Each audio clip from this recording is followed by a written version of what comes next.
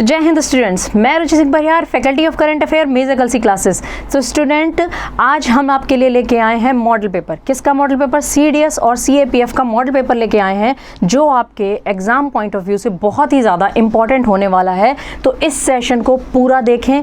ये सेशन हम आपके लिए लाए हैं, इसके बाद फिर से हम करंट अफेयर के और भी स्पेशल जो हमारे 25 क्वेश्चन होंगे, जो न्यूज़ बहुत ज़्यादा बनी रही है, उससे क्वेश्चन कैसे पूछे जा सकते हैं। करंट अफेयर तो हम आपको सुबह 7 बजे पढ़ाते ही हैं, लेकिन वो करंट अफेयर से क्वेश्चन किस तरह से पूछे जाने हैं, इसको हम आपको क्वेश्चंस लेके आए हैं। तो उसी क्रम में ये हमारा पहला मॉडल पेपर है। तो चलिए हम उसमें क्रम में आगे बढ़ते हैं। तो आप देख पा रहे हैं CDS CAPF के ऑनलाइन बैचेस के लिए एडमिशन्स ओपन हो चुके हैं, और ये ऑनलाइन बैचेस के लिए नहीं, ऑफलाइन बैचेस में भी एडमिशन ओपन हो चुके हैं। तो आप इसमें जल्दी से जल्दी एडमिशन ले सकते हैं, तो आप लीजिए। ये अगर आप अभी इन नंबर्स पे कॉल करते हैं तो आपको 50% डिस्काउंट मिलता है। ठीक है, जो सारी सुविधाएं एक ऑफलाइन स्टूडेंट को प्रोवाइड की जाती हैं, वही एक ऑनलाइन स्टूडेंट को हमारे प्लेटफॉर्म पे प्रोवाइड की जाती हैं। ये रहा हमारा MKC का लर्निंग ऐप। हमारा जो टेस्ट होता है, जो अपने आप की कैपेबिलिटी को चेक करने के लिए टेस्ट बहुत ज़्यादा ज़रूरी होता है, उसके लिए टेस्ट प्रेप ऐप होता है। चलिए अभी हम आगे बढ़ते हैं। तो आज की जो हमारी फर्स्ट एक्सरसाइज है, उसका नाम क्या है? Dustlik, a joint military exercise is between which two nations. तो आपको बताना है, आप यहाँ पे क्या करेंगे, वीडियो को 2 सेकंड के लिए पॉज करेंगे और आप देखेंगे। और आपको ऐसे ही नहीं देखना, आपको देखना है 25 क्वेश्चंस में से आप कितने क्वेश्चंस कर पा रहे हैं। तो ये आपको देखना है जॉइंट मिलिट्री एक्सरसाइज। अब आपको देखना है उज्बेकिस्तान के साथ इंडिया कर रहा है, रशिया के साथ इंडिया कर रहा है, ताजिकिस्तान के साथ कर रहा है, या मंगोलिया के साथ कर रहा है। ठीक है, तो इसका ये बहुत ज़्यादा अभी रिसेंटली न्यूज़ में बना था, और इस देश के साथ, तो ये इसका आपका आंसर होगा उज्बेकिस्तान। इंडिया और उज्बेकिस्तान के साथ जो हमारी एक्सरसाइज हो रही है, यहाँ पे हमने आपको आंसर दे दिया विद एक्सप्लेनेशन, ताकि आपको कोई दिक्कत ना हो, है ना, कि आंसर में क्या है। तो ये हमारी 4th एडिशन है ये जॉइंट मिलिट्री एक्सरसाइज का, जिसका नाम है दस्तलीग। ये कौन सी एडिशन है? 4th। ये मतलब 4th एडिशन की ये एक्सरसाइज यहाँ पे कंडक्ट कराई गई है। 4th एडिशन को यहाँ पे कंडक्ट कराया गया है। मिलिट्री एक्सरसाइज है इंडिया और उज्बेकिस्तान के साथ, और ये आपका कमेंस्ड, ये आपका पिथौरागढ़ में, ये आपका पिथौरागढ़ में हो रही है। और इसको ये मतलब एक तरह से उज्बेकिस्तान के साथ हम 4थी बार कर रहे हैं, यानी कि 2018 में शुरू हुई थी, अब जाके ये 4th एडिशन हुआ है। और ये जो एक्सरसाइज है, अब उसमें दूसरे जो देश के नाम लिखे थे, जैसे हमारे ऑप्शन में क्या था, इंडिया और रशिया था। तो रशिया के साथ जैसे हम व्लादिवोस्तोक एक्सरसाइज कंडक्ट करते हैं, मंगोलिया के साथ हम नोमैडिक एलिफेंट एक्सरसाइज कंडक्ट करते हैं। तो ये सारी ही एक्सरसाइजेज आपको पता होनी चाहिए। डिफेंस का एग्जाम है, डिफेंस की एक्सरसाइजेज बहुत ज़्यादा पूछी जाती हैं। चलिए फिर हम आगे बढ़ जाते हैं। नेक्स्ट है हमारा which of the following best describes new start treaty, यानी कि ये जो न्यू स्टार्ट है, ये न्यू स्टार्ट है क्या? तो इसमें पूछा गया है which of the following best describes new start. अब इनमें से न्यू स्टार्ट को बढ़िया से कौन डिस्क्राइब कर रहा है? तो सबसे पहले आपको पता होना चाहिए न्यू स्टार्ट है क्या। ठीक है, तो स्पेस प्रोग्राम है नासा का, क्या है, मतलब नासा का स्पेस प्रोग्राम है, मिसाइल प्रोग्राम ऑफ इजराइल है, या फिर rural development programme in China है, ट्रीटी टू ये रिड्यूस स्ट्रेटेजिक आर्म्स। तो आपको देखना है सबसे पहले, या तो नासा की न्यूज़ में रहती है। तो आपको देखिए, जब भी आपके पास ऑप्शन हो, तो एक एजुकेटेड, जैसे आपको रियल आंसर एकदम पता नहीं है, ठीक है, तो एक अभी तक आपने जो पढ़ाई की है उसके बेसिस पे आप एक एजुकेटेड गेस कर सकते हैं। एजुकेटेड गेस में कैसे होता है, जैसे रूरल डेवलपमेंट प्रोग्राम चाइना का, ये क्यों ही होगा, है ना, चाइना के रूरल डेवलपमेंट प्रोग्राम से, अनलेस कि वो बहुत ज़्यादा कुछ रिवोल्यूशनरी ना हो, बहुत ज़्यादा न्यूज़ में ना हो इंटरनेशनल, तो उसको कोई मतलब नहीं है। ठीक है, मिसाइल प्रोग्राम इजराइल का है, तो उसका नाम न्यू स्टार्ट। तो इसको हमको मतलब 2-3 ऑप्शन जैसे हमारे लास्ट में फंसते हैं, तो इसमें अगर आपको पता हो तो ही आप करें, अदरवाइज 2-3 ऑप्शन फंस रहे हो तो आपको करने की आवश्यकता नहीं है, है ना, वो आपका माइनस कराएगा। वैसे ये जो न्यू स्टार्ट ट्रीटी है, ये न्यूज़ में इसलिए थी क्योंकि ये ट्रीटी है to reduce top strategic arms. ये डी वाला ऑप्शन था इसका, डी वाला ऑप्शन इसका सही था। और ये ट्रीटी, अगर मैं आपको बताऊं, न्यू स्टार्ट ट्रीटी, ये ट्रीटी मतलब अपने ये जो आपके मिसाइल्स वगैरह थी, ये जो आपके मतलब न्यूक्लियर वेपन्स जो हैं, उनको रिड्यूस करने के लिए, क्योंकि देखो क्या हो रहा था, जैसे ही सेकेंड वर्ल्ड वॉर ख़त्म हुआ, उसके बाद शुरू हो गया कोल्ड वॉर। कोल्ड वॉर शुरू हो गया। कोल्ड वॉर का मतलब है कि ये कभी हॉट नहीं हुआ। हॉट होने का मतलब है कि मतलब ये दोनों जो आपके जो 2 महाशक्तियाँ थीं, जैसे USSR था एक तरफ, USA था, ये दोनों एक दूसरे से कभी आमने सामने नहीं भिड़े। दूसरे थर्ड ग्राउंड पे एक दूसरी पार्टी को, ये लोग हमेशा विपक्ष पार्टी, आमने सामने वाली पार्टी चूज़ कर लेते थे और उनको लड़वाते थे। ठीक है, तो इस तरह की जो चीज़ें थी। तो जब कोल्ड वॉर ख़त्म हो गया, उसके बाद ये हुआ कि भाई अगर इस तरह से वेपन्स बनाने लगे तो हर आदमी वेपन्स बनाता जाएगा, बनाता जाएगा, और फिर एक टाइम पे ऐसा आएगा कि मतलब अगर वो वेपन्स जरा से भी चिंगारी लगी तो वो फिर पूरी दुनिया बर्बाद होगी। ऐसी सूरत पे ये आपकी स्टार्ट ट्रीटी आई थी। ये किसके लिए आई थी? ये आपके स्पेसिफिकली वेपन्स को, ये जो टॉप या जो आपके स्ट्रेटेजिक वेपन्स थे, आर्म्स थे, इनको हटाने के लिए आई थी। तो अब आपको इसमें देख लेना है, इसमें यही सारी चीज़ें थी। और ये 1991 में जैसे ही उसका डिसइंटीग्रेशन हुआ यूएसएसआर का, 1992 में पूरी तरह से अलग हो गया, 16 नए देश बन गया रशिया को मिला के। उसी के बाद ये आपकी स्टार्ट ट्रीटी आई थी। अब इसके नाम के आगे जैसे आप देखेंगे मैम यहाँ तो न्यू स्टार लिखा हुआ है ना, न्यू स्टार ट्रीटी। तो ये जो आपकी न्यू स्टार ट्रीटी थी ये आपकी 2009 में इसको फिर से मतलब इसको फिर से रीनिगोशिएट किया गया कि भाई अब इसमें हमको फिर से काम करना है, और फिर से ये लेके आई गई। तो ये टॉप स्ट्रेटेजिक आर्म्स को कम करने के लिए लाई गई थी। ठीक है, अब हम अपने अगले क्वेश्चन पे बढ़ते हैं। अगला क्वेश्चन हमारा क्या कहता है? With reference to LORA, LORA का फुल फॉर्म क्या है? Long range artillery weapon system, consider the following statement. यानी कि long range artillery weapon system, ये जो हमारा लॉरा है इसको हमको बताना है कि इसमें ये है क्या। तो it is a sea to ground and ground to ground system which comprises a long range ballistic missile and an unique launcher. Its guidance system is solely based on inertial navigation system and doesn't require global positioning system. और इसमें से ये रहा, इसमें ये रहा आपका मतलब ऑप्शंस यहाँ पे हिंदी में दिए गए हैं। तो आपको बताना है लॉरा वेपन सिस्टम। देखिए नया कोई वेपन सिस्टम आता है तो उससे रिलेटेड क्वेश्चन जरूर पूछते हैं। जैसे कि थार्ड आया था, थार्ड S-400 तो बहुत ज़्यादा न्यूज़ में था। S-400 कहाँ का था? रशिया का था। उसी का जो यूएसए का जो वेरिएंट था उसका नाम था third, high altitude missile defence system था। तो थार्ड के बारे में यूपीएससी ने क्वेश्चन पूछ लिया था कि थार्ड है क्या, थार्ड नाम से जो मतलब चर्चा में है ये है क्या। तो उसी तरह लॉरा आपसे पूछ सकता है कि लॉरा वेपन सिस्टम, इसके बारे में आपको बताना है कि सी टू ग्राउंड या ग्राउंड टू ग्राउंड किस तरह से मतलब ये बैलिस्टिक मिसाइल है, कैसे अटैक करती है। जीपीएस इसका मतलब ये आपका, इसको जीपीएस की आवश्यकता पड़ती है कि नहीं पड़ती है। तो चलिए फिर इसका आंसर देख लेते हैं। आपने कुछ ना कुछ इसमें ऑप्शन लगाया ही होगा। इसका केवल और केवल स्टेटमेंट 1 करेक्ट था, यानी कि वो जो था कि ना कि जीपीएस से इंडिपेंडेंट हो जाएगा, तो जीपीएस की आवश्यकता इसको पड़ेगी। ठीक है, तो इसमें देख लेते हैं। ये जो आपका था लॉरा, ये sea to ground and ground to ground system है। मतलब सी से ग्राउंड में और ग्राउंड टू ग्राउंड, जमीन से जमीन में मारक क्षमता रखने वाला, समुद्र से जमीन। अब समुद्र से क्या, समुद्र से किसी जहाज वहाज से ही मतलब इसको मारने की क्षमता रखेंगे। Which comprises a long range ballistic missile, जिसमें क्या है, एक लॉन्ग रेंज बैलिस्टिक मिसाइल है, यूनिक लॉन्चर है, a command and control system है and a ground marine support system है। It provides ballistic assault capabilities for multiple ranges with a precision level of 10 metre, circular error probable. The LORA uses a shaped trajectory flight mode. मतलब ये सारी चीज़ें आपके Laura में मिलती हैं। और मैंने बहुत बार बताया है कि आपकी बैलिस्टिक मिसाइल और क्रूज मिसाइल, दो ही तरह की मिसाइलें होती हैं। क्रूज मिसाइल वो होती है, एक तो कम दूरी के लिए होती है क्रूज मिसाइल, और वो मिसाइल होती है जो कि आपकी सीधे मतलब जाके ऐसे अटैक करे, वो क्रूज मिसाइल।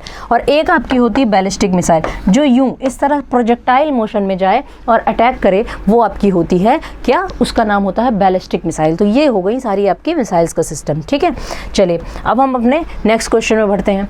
अगला हमारा क्वेश्चन है, consider the following statement with respect to Sansad Ratna award.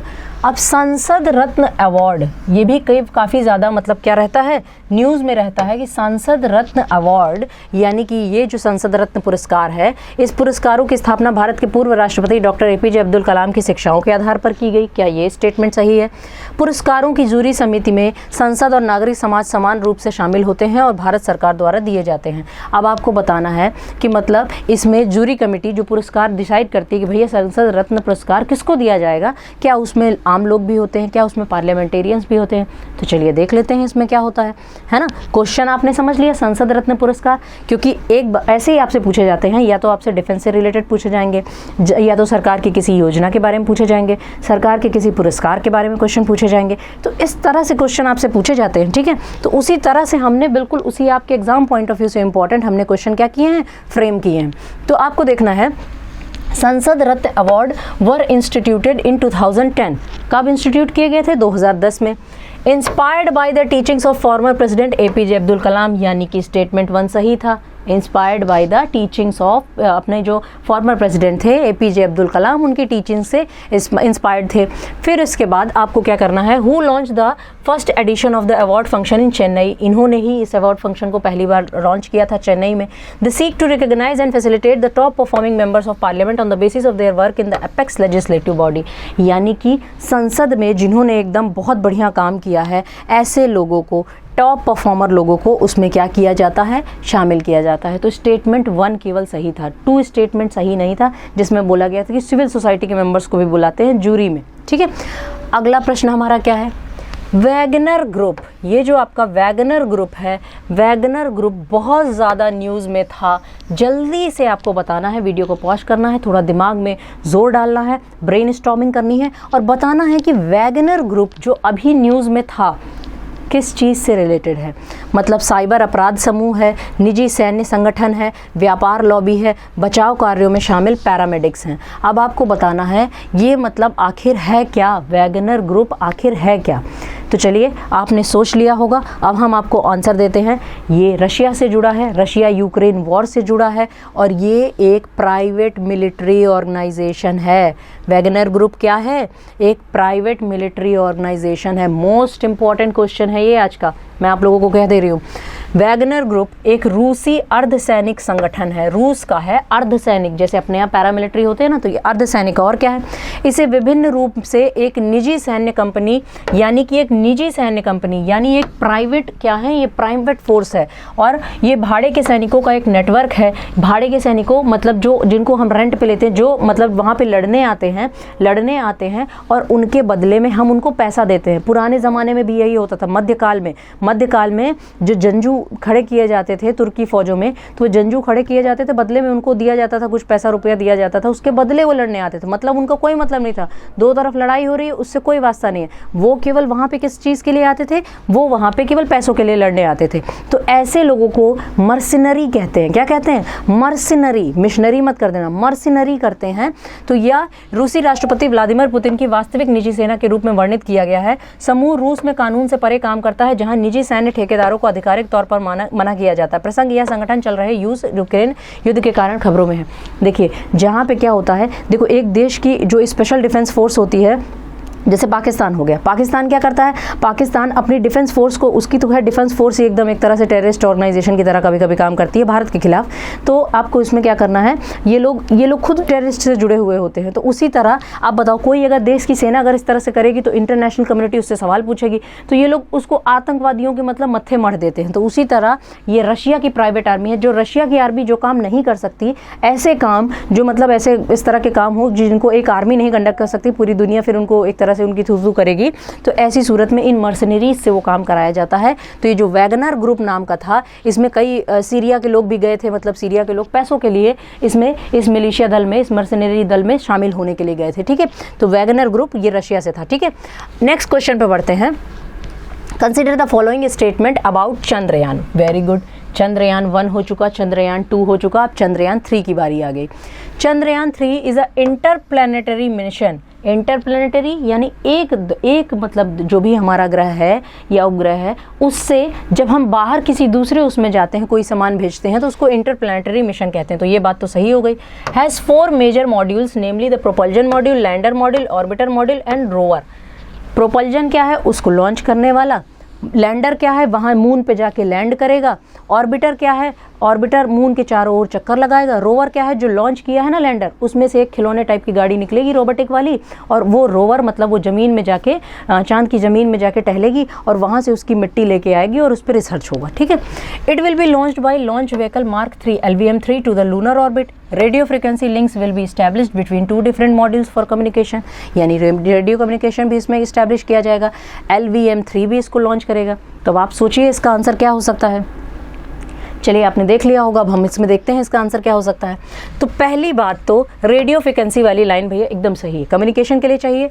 Launching जो हमारा लॉन्च व्हीकल मार्क 3 कर रहा है वो भी एकदम सही है। अब दिक्कत पता है कहाँ आ रही है, ये जो 4 मॉड्यूल्स हैं। पहली बात तो जो हमने चंद्रयान 2 भेजा था उसका लैंडर बस फेल हुआ था ना, ऑर्बिटर तो उसका काम ही कर रहा है, तो नया ऑर्बिटर फिर से क्यों भेजे, जब ऑलरेडी हमारा ऑर्बिटर वहाँ पे है और वो बढ़िया तरीके से काम कर रहा है, उसका स्पेक्ट्रोमीटर बढ़िया से काम कर रहा है, उसका जो इमेज लेने वाला जो उसका कैमरा है सब बढ़िया से काम कर रहा है, तो ऐसी सूरत में हम इस वाले में चंद्रयान 3 में ऑर्बिटर नहीं भेज रहे हैं। तो इसका ऑप्शन था सी, 2 और 3 करेक्ट है, 1 इसका क्या था, रॉन्ग था। ठीक है, ये रहा हमारा पूरा चंद्रयान 3 के बारे में। इसका आप चाहें तो स्क्रीनशॉट ले सकते हैं। ये हमारा यहाँ पे ये सारी चीज़ें हैं, तो आपको देख लेना है। इंटरप्लैनेटरी मिशन है, 3 ऑब्जेक्ट, केवल प्रोपल्जन मॉड्यूल है, लैंडर मॉड्यूल है और रोवर है। ठीक है, चलिए अगले प्रश्न की ओर बढ़ जाते हैं।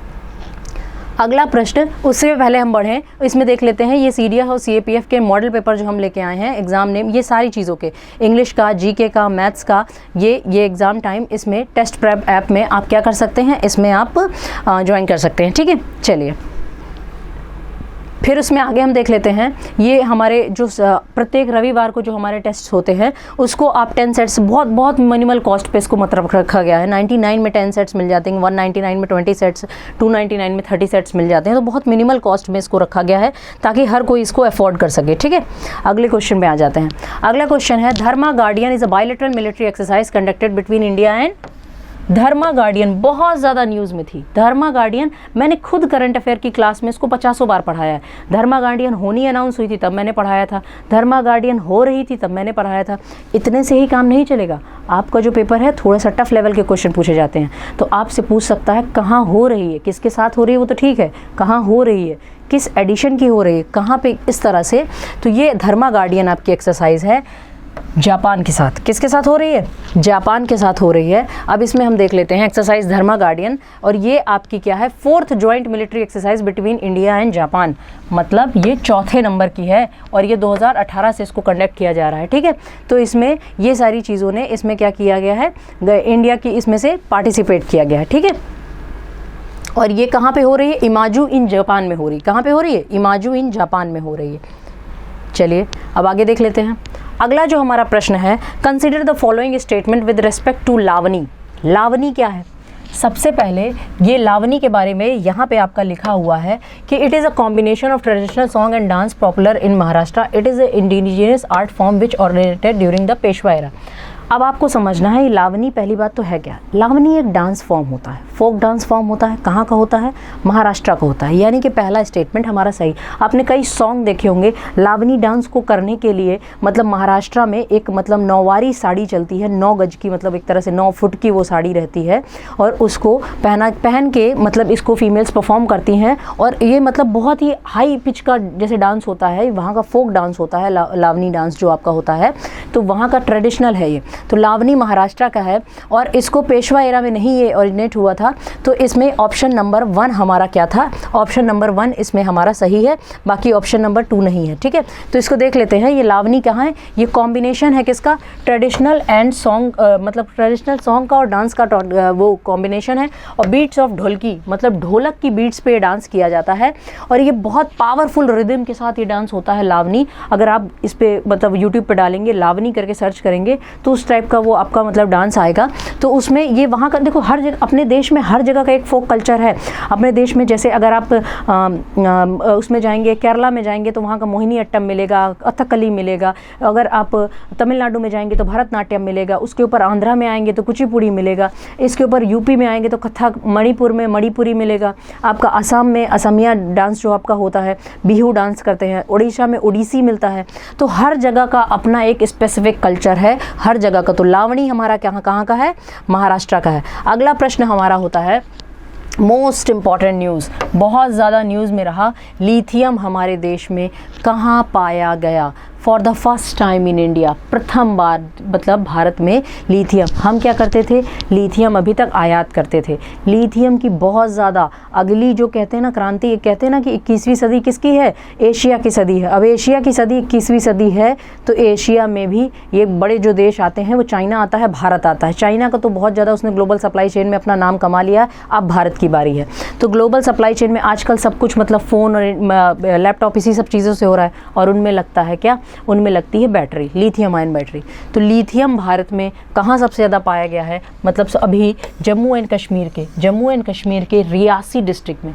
करंट अफेयर में भी मैंने इसको बहुत इन डेप्थ मैंने समझाया है कि जम्मू एंड कश्मीर के रियासी डिस्ट्रिक्ट में पाया गया है। इससे पहले हम लिथियम कहाँ से आयात करते थे, तो लिथियम ट्रायंगल नाम की मैंने 3 कंट्रियाँ बताई थी साउथ अमेरिका में, एक बताया था चिली, एक बताया था बोलीविया, एक बताया था अर्जेंटीना। इन तीनों से ये इनको क्या कहते थे, लिथियम ट्रायंगल कहते थे, यहाँ से हम मंगाया करते थे। अब तो खैर हमारे देश में भी इतनी बड़ी मात्रा में आ गया है। तो चलिए इसमें देखते हैं, ये देखिए 5.9 मिलियन टन, 5.9 मिलियन टन मिला है और ये मिनिस्ट्री ऑफ माइंस ने अनाउंस किया था ये फरवरी 9 को, तो काफ़ी इंपॉर्टेंट न्यूज़ थी। अगले प्रश्न पे आते हैं, who has been elected as the new president of Bangladesh. अब देखिए हमारे आसपास भी नई अगर अपॉइंटमेंट होती है हमारे अड़ोसी पड़ोसी में, तो वो भी हमारे लिए बहुत इंपॉर्टेंट रहता है। ये हमारे कम से कम हमको ये सारी चीज़ें याद होनी चाहिए, ठीक है। तो नए प्रेसिडेंट जो अपॉइंट हुए हैं कहाँ के, बांग्लादेश के, तो आपको इनका नाम बताना है। तो आपको खुद देखना है कि देखिए आप अपने आसपास से कितना ज़्यादा अवेयर हैं। तो मोहम्मद शहाबुद्दीन चुप्पू, इनको क्या किया गया है, अपॉइंट किया गया है, किसके लिए, बांग्लादेश के प्रेसिडेंट के रूप में इनको अपॉइंट किया गया है, मोहम्मद शहाबुद्दीन को। तो इनका केवल नाम याद कर लीजिए, बाकी बांग्लादेश की पीएम कौन है, शेख हसीना जी। चलिए अब आगे देख लेते हैं, which planet has the highest number of moon as of 2023। Most important question. 2023, मान लो आपने 2023 के अनुसार आपने पिछला डेटा याद किया था और आप लगा के चले आए सैटर्न, तो सैटर्न तो नहीं, अब तो नई मतलब खोज हो चुकी है। तो पहले सैटर्न था, ठीक है, अभी जुपिटर हो चुका है जिसके पास सबसे ज़्यादा मून्स हैं रिसेंटली। तो तभी देखिए जो करंट की न्यूज़ है ना, एकदम हमको एक्यूरेट होना चाहिए। अब मान लो आप लगा के अगर सैटर्न आओगे तो आपको लगेगा हाँ हम तो सही करके आए, मैंने पढ़ा है, मेरी किताब में लिखा है। तो ये करंट की न्यूज़ है, अभी नई खोज हुई है, 12 नए मून्स इसके खोजे गए हैं। मून्स का मतलब उसके सैटेलाइट, ठीक है। तो जुपिटर हो गए हैं, अब जाके जुपिटर में कितने हो गए, 92 मून्स हो गए हैं जुपिटर में। तो जुपिटर हो गया है हाईएस्ट मून्स वाला प्लैनेट, ठीक है। तो ये करंट अपडेट थी। अगला प्रश्न क्या है, in which state did PM Modi virtually launch inaugurate Jal Jan अभियान। अब जैसे जल जन अभियान है, वर्चुअली लॉन्च किया गया है, ये भी न्यूज़ में काफ़ी था। प्रधानमंत्री जी ने बाकायदा वीडियो कॉन्फ्रेंसिंग करके इसको क्या किया था, लॉन्च किया था। तो जल जन अभियान इन्होंने राजस्थान में एक ब्रह्म कुमारी नाम की संस्था है, अगर आप लोगों ने सुना हो ब्रह्म कुमारी संस्था नाम का, तो ब्रह्म कुमारी ये मतलब राजस्थान में वर्क करती है। ये जल संरक्षण के क्षेत्र में कई मतलब क्षेत्रों में ये लोग काम करते हैं। तो उसी में ये आपका माउंट आबू पे इसको क्या किया गया है, लॉन्च किया गया है। और जल जन अभियान कहाँ पे, राजस्थान में इसको किया गया है। और ये Abu road in Sirohi district of Rajasthan on Thursday, ठीक है, Abu road in Sirohi district of Rajasthan on Thursday, मतलब ये पिछले थर्सडे पे ये न्यूज़ थी, करंट की थी, इसलिए इसको इस तरह से कर दिया गया है। चलिए अभी आगे हम देखते हैं, the Mukaab is a new development project associated with which country. ये दुनिया का ना, दुनिया का मतलब जैसे कहते हैं ना 7 वंडर्स, जैसे आप लोग हॉलीवुड की मूवीज़ देखते हैं ना, एकदम मतलब इतना कभी हवा में उड़ा दिया, कभी उस तरह से कर दिया। तो ये जो वंडर्स वाली मूवी देखते हैं, जैसे आपने अगर अवतार वगैरह देखी होंगी, इस तरह की मूवीज़ हम थोड़ा रिलेट करके आपको लेके चल रहे हैं। तो ये बिल्कुल उसी तरह का ये प्रोजेक्ट है मुकाब। इसका नाम क्या है, the Mukaab is a new development project associated with which country. ये नया डेवलपमेंट प्रोजेक्ट है। ये अगर आप इसको, तो मैं आपको रिकमेंड करूँगी कि जैसे ही ये सेशन ख़त्म हो जाए बस यूट्यूब पे डालना मुकाब और 2 मिनट का वीडियो आएगा, उसको देखना कि ये किस तरह का शहर बनने जा रहा है ना। ये बहुत इंपॉर्टेंट न्यूज़ है और ये आपका सऊदी अरेबिया का प्रोजेक्ट है। द मुरब्बा कंपनी इसको बना रही है ना। तो इसको क्या है, सऊदी अरेबिया, मैंने क्या बताया, ऑयल का पैसा कब तक यूज़ करेंगे, अब सब कोई रेन्यूएबल एनर्जी पे शिफ्ट हो रहा है। तो सऊदी अरेबिया, ये जितनी कतर वगैरह जितनी मिडिल ईस्ट की कंट्री है, ये अपनी इकोनॉमी को डाइवर्सिफाई कर रहे हैं। तो ये सोच रहे हैं हमारे यहाँ टूरिज्म बढ़े। अब इनके यहाँ है रेगिस्तान, तो रेगिस्तान देखने कितने ही लोग आएंगे, ऊपर से गर्मी में और तपेंगे। तो ऐसी सूरत पे ये आर्टिफिशियल स्ट्रक्चर ऐसा खड़ा कर रहे हैं, ऐसा वंडर्स वाला, जैसे दुबई ने खड़ा किया ना, अजीबो बुर्ज खलीफा बना दिया, अजीबो गरीब मतलब आइलैंड्स बना दिए, आर्टिफिशियल आइलैंड्स बना दिए। उसी तरह ये द मुकाब नाम का प्रोजेक्ट है। इसको आप देखेंगे अंदर, उसके जैसे ही प्रवेश करेंगे वो काफ़ी मतलब कहते हैं कि एम्पायर स्टेट जो बिल्डिंग है अमेरिका की, न्यूयॉर्क में जो है, उसके अंदर 22-25 एम्पायर स्टेट आ जाएं, इतने बड़े एरिया में ये आपका बनेगा। ये जो मुकाब प्रोजेक्ट है, इसके अंदर जैसे ही आप प्रवेश करेंगे ऐसा लगेगा कि आप हॉलीवुड मूवी के सेट में प्रवेश कर गए हैं, इतना हाई फाई ये पूरा एरिया बनेगा, ठीक है। तो चलिए सऊदी अरेबिया ये आपका हो गया। अब हम अगले प्रश्न पे हमारे बढ़ जाते हैं। नेक्स्ट जो हमारा यही सारी चीज़ें देखिए, द मुकाब इन रियाद में बन रहा है। रियाद कहाँ है, ये vision 2030, world's largest modern downtown in Riyadh in the line with Saudi Arabia to vision 2030, मतलब 2030 तक ये आपका बन के तैयार हो जाएगा, ठीक है। और यहाँ के जो सऊदी अरेबिया के जो क्राउन प्रिंस हैं, क्या नाम है, मोहम्मद बिन सलमान, प्रिंस मोहम्मद बिन सलमान, वो इस प्रोजेक्ट को क्या कर रहे हैं, उन्होंने ही मतलब इसकी एक तरह से सरपरस्ती करी हुई है। अगला क्वेश्चन हमारा क्या आ जाता है, Ultrasat is the first telescope mission of which country, जल्दी से बताना है। ये जो आपका पहला टेलीस्कोप मिशन है किस कंट्री का, यूएई का, ईरान का, फ्रांस का, इजराइल का, क्या लगता है किस कंट्री का होगा, है ना। पहला टेलीस्कोप मिशन है, तो चलिए देख लेते हैं। ये जो आपका है ये इज़राइल का है, किसका है, इज़राइल का, है ना। आप हो सकता है लगा दें ईरान की, उसने टेलीस्कोप मतलब एक तरह से मिशन, तो ऐसा नहीं है, ये इज़राइल का है। और ये आपका अल्ट्रासैट इज़राइल्स पहला telescope mission has to be launched into a geostationary orbit in early 2026 through a partnership between NASA and the Israel space agency. 2026 में ये जो फर्स्ट टेलीस्कोप मिशन है, क्या अंतरिक्ष की आंख जिसे कहते हैं, जैसे नासा ने क्या किया है, ये जैसे पृथ्वी है, पृथ्वी के बाहर उसने क्या लगा रखा है, हबल स्पेस टेलीस्कोप जो था, जिसको जेम्स वेब टेलीस्कोप जो था, है ना। तो ये सारी जो चीज़ें हैं, ये सारे टेलीस्कोप ये पृथ्वी के बाहर मतलब पृथ्वी के बाहर की कक्षा में इनको स्थापित कर दिया जाता है। क्यों, क्योंकि पृथ्वी पे जो टेलीस्कोप रहते हैं, अगर आकाशीय पिंडों को अगर हम उसमें से स्टडी करते हैं तो बीच में पृथ्वी का एटमॉस्फेयर आता है, जिसकी वजह से थोड़ा सा मतलब ब्लरीनेस हो जाता है। अगर सोचो हम एटमॉस्फेयर के पार जाके कोई अंतरिक्ष में ही किसी चीज़ को सेट कर दें, कोई टेलीस्कोप, तो वो ज़्यादा अच्छे से हमको एकदम क्लियर व्यू दे पाएगा। तो बस वही चीज़ है, आपका इजराइल का था, ठीक है, पहला टेलीस्कोप मिशन इसका, और नासा के सहयोग से है 2026। देखिए नासा के जो मिशन होते हैं बहुत इंपॉर्टेंट होते हैं, इसरो के तो अपने इंपॉर्टेंट होते ही हैं, ठीक है। When is the International Mother Language Day 2023 observed? अब ये क्वेश्चन इस तरह के कभी कभी एकदम हाई फाई क्वेश्चन पूछते हैं, फिर बीच बीच में इस तरह के भी क्वेश्चंस जो हमारे थे न्यूज़ में बने थे वो भी पूछ लेते हैं, जो ग्लोबल मतलब एक तरह से न्यूज़ में बहुत ज़्यादा रहते हैं। तो आपको देखना है मदर लैंग्वेज डे 2023 ऑब्जर्व किया है, तो कब ऑब्जर्व किया है, ये 21 फरवरी को आपके ऑब्जर्व किया था, ठीक है। अंतर्राष्ट्रीय मातृभाषा दिवस के रूप में मनाया जाता है, किसको, 21 फरवरी को। ये मैंने अपने करंट क्लास में आपको पढ़ाया था। चलिए अभी हम आ जाते हैं अपने नेक्स्ट क्वेश्चन में। अगला प्रश्न हमारा क्या है, what is the name of the indigenous data link communication developed by the Indian navy. Indian navy ने जो इंडिजीनियस यानी स्वदेशी डेटा लिंक संचार का क्या नाम है, भाई जो भारतीय नेवी की है, मोस्ट इंपॉर्टेंट क्वेश्चन है, इसका क्या नाम है, Vayu link, Raksha link, radio link, com link. तो आपको बताना है इसका आंसर क्या है, तो इसका आपका आंसर है वायु लिंक। क्या है इसका आंसर, वायु link. The Indian air force has developed and indigenous data link communication named वायु लिंक। किसने किया है, इंडियन एयरफोर्स ने। उसका नाम क्या है, जो इंडिजीनियस डेटा कम्युनिकेशन है, इंडिजीनियस मतलब हमारा स्वदेशी है, कहीं से हमने इसको बोरो नहीं किया है, तो इसका नाम है वायु लिंक। तो चलिए नेक्स्ट क्वेश्चन है हमारा, एज पर the global labour resilience index 2023 labour market resilience is highest in which region. किस क्षेत्र में ये जो लेबर का लचीलापन, ये जो सूचकांक है, ये आपका इसका आंसर था option number C. Option number C यानी नॉर्थ अमेरिका में। क्यों, क्योंकि एक तो इसको पब्लिश कौन करता है, तो पब्लिशर का नाम लिखना है वाइट शील्ड। वाइट शील्ड नाम का ये आपका क्या है, वाइट शील्ड नाम की एक फर्म है जो कि इसको क्या करती है, पब्लिश करती है। Resilience index during the world government summit. The index is first of its kind measurement tool that assess the capacity of an economy to limit fluctuation in employment and quickly rebound from setbacks.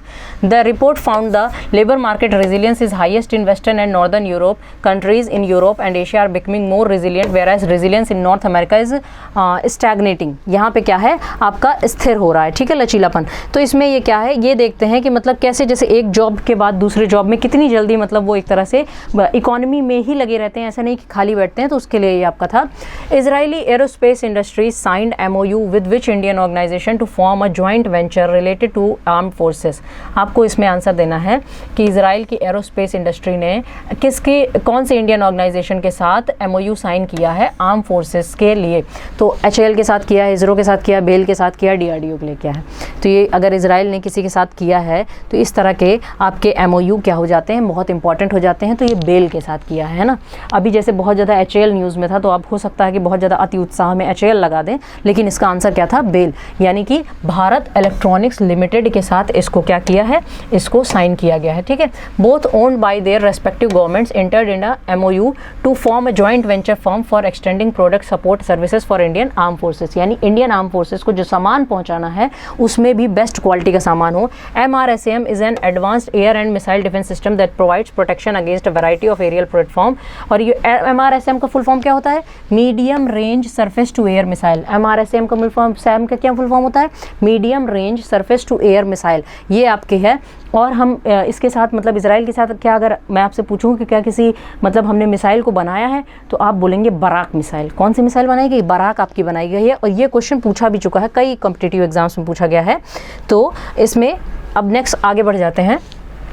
What % of India's capital procurement budget has been earmarked for domestic industry? मतलब domestic industry के लिए कितना प्रतिशत घरेलू उद्योग के लिए निर्धारित किया गया है पूंजीगत खरीद बजट? ठीक है, इंडियाज कैपिटल प्रोक्योरमेंट। तो आपका इसका आंसर होगा 75। कितना होगा? 75। यानी रक्षा मंत्री राजनाथ सिंह ने घोषणा की कि 2023-24 में जो रक्षा बजट आ चुका है में रक्षा पूंजी खरीद बजट का रिकॉर्ड 75% घरेलू उद्योग के लिए निर्धारित किया गया है। 2023-24 में रक्षा मंत्रालय को कुल 5.94 लाख करोड़ रुपए का बजट आवंटित किया गया है, जो कुल बजट का 13.18% है। आधुनिकीकरण और बुनियादी ढांचे के विकास से संबंधित पूंजी परिव्यय को बढ़ाकर 1.63 लाख करोड़ रुपए खर्च कर दिया गया। मतलब जितना हम करेंगे उसमें से 75% हमारा डोमेस्टिक मार्केट में होना चाहिए। ठीक है, चलिए अभी आगे देखते हैं नेक्स्ट क्वेश्चन की ओर। Indian army organised a women's snow cricket tournament in which state? यानी महिलाओं का स्नो क्रिकेट टूर्नामेंट किस स्टेट में किया गया है? अब इसमें सारे ही पहाड़ी स्टेट हैं जहाँ पे बर्फ़ होती है। असम में नहीं होती है, तो असम को तो सबसे पहले कट आउट कर देंगे। Sikkim, Jammu and Kashmir and Arunachal Pradesh. तो कहाँ पे स्नो क्रिकेट टूर्नामेंट हो रहा है? तो अगर आप देखा जाए तो हिली टेरेन में, मतलब थोड़ा ज़मीन भी, एरिया भी मिलना चाहिए क्रिकेट खेलने के लिए। तो ये आपका जम्मू एंड कश्मीर में हो रहा है। कहाँ हो रहा है? जम्मू एंड कश्मीर में। फॉर लोकल जो फीमेल क्रिकेटर्स हैं उनके लिए आपका किया जा रहा है अंडर खेलो इंडिया इनिशिएटिव। खेलो इंडिया इनिशिएटिव किसका है? खेल मंत्रालय का है, स्पोर्ट्स मिनिस्ट्री का। कम से कम आप ये बता दो कि स्पोर्ट्स मंत्री अभी कौन है, अभी स्पोर्ट्स मिनिस्टर कौन है। ठीक है, बहुत इजी क्वेश्चन है, काफ़ी न्यूज़ में वो भी बने रहते हैं। अगला प्रश्न है हमारा, लक्ष्मी भंडार is a scheme implemented by which state? Lakshmi भंडार ये जो स्कीम है किस राज्य ने इसको इम्प्लीमेंट किया है? तो इसका आंसर हमारा होगा लक्ष्मी भंडार वेस्ट बंगाल। किसका है? वेस्ट बंगाल का। तो पश्चिम बंगाल राज्य सरकार ने वर्ष 2023-24 के लिए अपने राज्य बजट की घोषणा की है और कई कल्याणकारी योजनाओं का विस्तार किया है। वर्ष 2023-24 के राज्य के बजट में लक्ष्मी भंडार जैसी सामाजिक कल्याण योजनाओं के दायरे को चौड़ा किया गया है। मछुआरों के लिए मृत्यु लाभ प्रदान करने वाली कई, मतलब इस तरह से जो सारी चीज़ें हैं लक्ष्मी भंडार। कभी कभी जैसे अभी जैसे सारे ही राज्यों का बजट आ रहा है, अभी यूपी का भी बजट आया था कुछ दिन पहले, तो उसमें आपको बस देख लेना है कौन कौन सी कोई स्कीम, जैसे एक अकालिया स्कीम थी आपकी, ये साउथ की बहुत इंपॉर्टेंट स्कीम थी, मतलब अन्य योजना एक तरह की थी, जैसे प्रधानमंत्री गरीब कल्याण योजना थी, उसी तरह स्टेट वाइज थी। तो आपको इनके बस नाम याद करने, जैसे कभी अगर ये न्यूज़ में बनी रहें तो, अदरवाइज सारे स्टेट्स की हमें स्कीम्स याद करने की ज़रूरत नहीं है। अब ये क्वेश्चन भी, ये भी काफ़ी इंपॉर्टेंट क्वेश्चन है। सौर रेवोल्यूशन, सौर रेवोल्यूशन जो आपका है ये करंटली न्यूज़ में था। आपसे ऐसे भी पूछ सकता है, मान लो जो अगर एसएसबी कैंडिडेट भी अगर इसको देख रहे हैं तो उनसे भी ये पूछा जा सकता है कि भाई अभी न्यूज़ में एक वर्ड था, बहुत ज़्यादा था, उसका नाम था सौर रेवोल्यूशन। आपको इसके बारे में बताना है कहाँ से, तो एटलीस्ट आपको पता तो होना चाहिए कहाँ पे हुआ है एक्चुअली ये सौर रेवोल्यूशन। तो ये आपका अफगानिस्तान में था सौर रेवोल्यूशन। सौर रेवोल्यूशन अफगानिस्तान में क्यों? क्योंकि देखिए जैसे रशिया यूक्रेन वॉर चल रहा है ना, उसी में क्या था कि जैसे आज का अफगानिस्तान है ना, तालिबान आने से पहले ऐसा नहीं था। अफगानिस्तान भी मतलब वहाँ पे एक कम्युनिस्ट रिजीम था, मतलब जो सोशलिस्ट विचारधारा जो लोग रखते हैं। अब कम्युनिस्टों के आका कौन बनते थे? यूएसएसआर। तभी तो जब कम्युनिस्टों की सरकार को अफगानिस्तान में खतरा आया तो वहाँ पे यूएसएसआर ने अपनी रेड आर्मी भेज दी अफगान वॉर में। 10 साल युद्ध चला और यूएसएसआर को कुछ भी हासिल नहीं हुआ। और उन्हीं मतलब सारे जो वहाँ पे लड़ रहे थे यूएसएसआर जिनसे, तालिबानियों से, उसको सपोर्ट करने वाला अमेरिका था, क्योंकि कोल्ड वॉर का टाइम चल रहा था। अमेरिका ये जो तालिबान को बढ़ावा देने में अगर किसी ने बहुत ज़्यादा योगदान दिया है तो अमेरिका ने ही दिया है। अमेरिका उसको सपोर्ट करता था केवल रशिया को हराने के लिए, रशिया को हराने के बाद में वही तालिबान नासूर बन गया इनके लिए। ठीक है, तो चलिए देख लेते हैं ये सौर रेवोल्यूशन आपका कहाँ हुआ था? अफगानिस्तान में हुआ था। इसको अप्रैल रेवोल्यूशन के नाम से भी जाना जाता है। और इसके बाद ही, सौर रेवोल्यूशन के बाद ही अफगानिस्तान में क्या आई थी? 1978 के आसपास ये आपका रेवोल्यूशन हुआ था। सोशलिस्ट अफगान गवर्नमेंट आई थी। कौन सी आई थी? सोशलिस्ट यानी समाजवादी सरकार आई थी। यानी कि समाजवाद में सबको इक्वालिटी की बात करते हैं ना, तो काबुल यूनिवर्सिटी में वहाँ पे फीमेल्स भी जाती थी, वहाँ पे पढ़ती थी। आज के जैसा नहीं था कि वहाँ पे फीमेल्स को पढ़ाई के पे एकदम पाबंदी लगा दी गई है। तो 1978 देखिए वो एकदम रेवोल्यूशन वाला टाइम चल रहा था। 1978 में यहाँ पे 1979 में ईरान का रेवोल्यूशन हुआ था जस्ट पड़ोस में इनके। तो बस रेवोल्यूशन चारों तरफ चल रहा था और इन्हीं रेवोल्यूशन के कारण इतनी ज़्यादा वैश्विक स्थिरता आ गई थी कि इस वजह से ऑयल के दाम बहुत बढ़ गए थे। और उसके देख रहे हैं आप 10 साल बाद भारत का एकदम ऑयल का जो बजट था, ऑयल के दाम इतने बढ़े हुए दाम हो गए थे, इस वजह से भारत का जो फॉरेन एक्सचेंज रिजर्व था एकदम खाली हो गया था इन्हीं सब अस्थिरताओं के कारण। चलिए अगले प्रश्न पे बढ़ते हैं। India recently adopted the digital work plan 2023 along with which block? यानी कि इंडिया ने रिसेंटली अडॉप्ट किया है digital work plan 2023 along with which block? किस ब्लॉक के साथ भारत ने डिजिटल वर्क प्लान 2023 क्या किया है? आपका अडॉप्ट किया है। आसियान के साथ, G20 के साथ, G7 के साथ, सार्क के साथ। तो भाई ये डिजिटल वर्क प्लान जो 2023 का है ये भारत ने आसियान के साथ किया है। किसके साथ? आसियान, वही आसियान जो association of south east Asian Nations है। अभी 10 देश हैं, 11वां देश तिमोर लेस्ता भी इसमें शामिल होगा, जब कभी भी शामिल होगा। अभी तो फिलहाल 10 ही हैं। तो ये आपका 3rd एडिशन का डिजिटल मिनिस्टर्स की ये आपके वर्चुअल प्लेटफॉर्म पे हुआ था और ये आसियान के साथ हमारी क्या है, मतलब हमारा जो उनके साथ सहयोग है। ठीक है, अब हम आज के आखिरी प्रश्न की ओर बढ़ते हैं। हमारा आज का आखिरी प्रश्न क्या है? Which city host the world government summit 2023? यानी किस सिटी ने वर्ल्ड गवर्नमेंट समिट, वर्ल्ड की गवर्नमेंट समिट को आपका होल्ड किया है 2023 की? तो इसका आंसर आपका होगा, इस क्वेश्चन का आपका आंसर होगा दुबई। कहाँ पे हुई है वर्ल्ड गवर्नमेंट समिट? दुबई में। ये क्वेश्चन भी मैंने आपको पढ़ाया था आपके सुबह के आपके करंट अफेयर की क्लास में। तो ये world government summit is being held in Dubai. Sheikh Hamid bin Mohammed, crown prince of Dubai, honoured the winners of the global government excellence award.